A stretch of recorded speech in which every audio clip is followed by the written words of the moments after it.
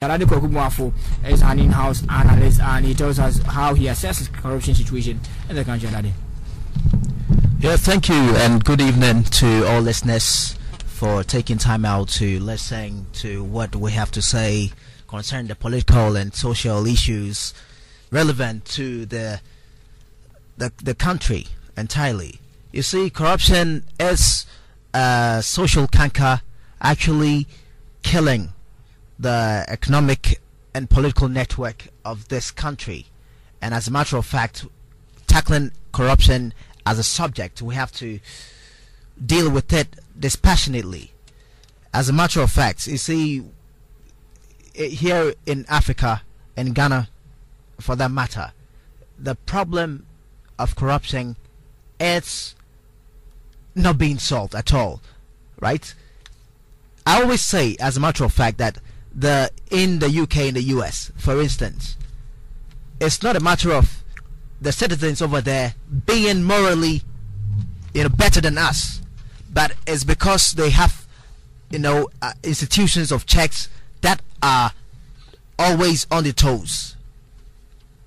People always say that, you see, Ghanaians and Africans are dead in the head morally and will do anything to survive, but that's not the issue. You see, as human as we are, if the checks and measures that has to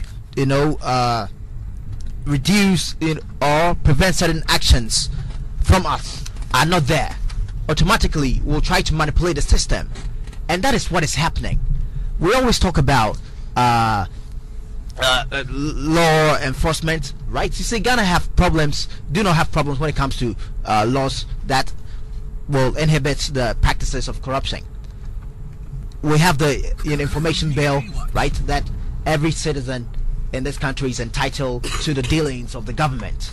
We have the Financial Administration Act, the Procurement Act, the Whistleblowers Act.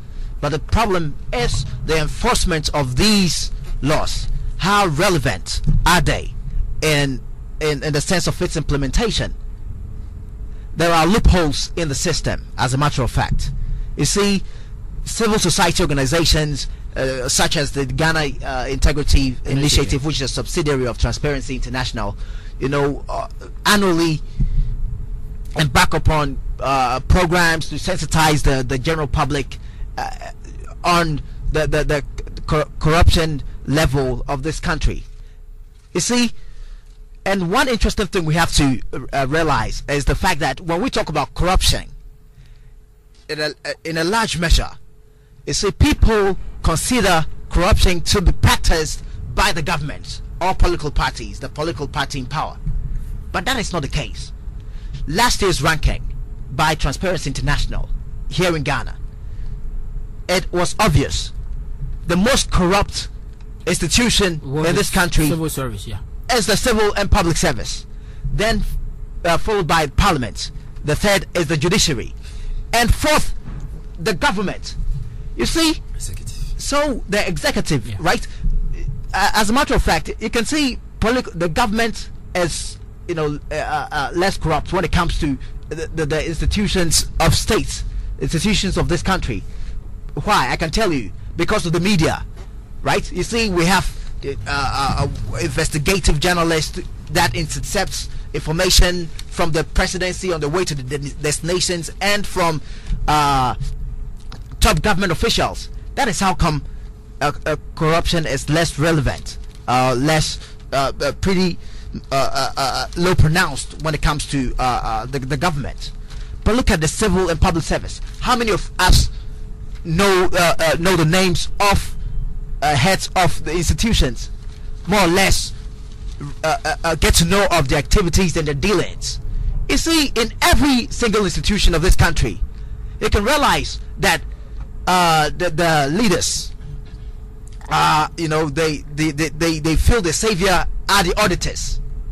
Once their dealings commensurate with the ideologies of the auditors and the accountants, it's okay. And you see, the problem is who checks, the measures, the institutions that checks on these the very people. we have it. The auditor, the auditor general, the police, the judiciary, the SRAJ, they have the sole responsibility of investigating into corruption charges. But what is the outcome? Was the last couple of days you interrogated Honorable PC Appealfari on corruption, and he, as a matter of fact, limited it to Parliament, the dealings of Parliament, because at the end of the day, the Auditor General submits the various institutions, how do you call it, inquiries or irregularities of the various institutions to Parliament, and yet, because they are so numerous, they deal with it, roughly. Sometimes they don't deal with it at all. But I was expecting him to touch on other institutions, the civil and public service. That is the case. You see, Honorable Azim, the Vitus Azim of Ghana Integrity Initiative, stated clearly that, you see, corruption rates less than prevention rates out of prevention rates less than 4% is a disaster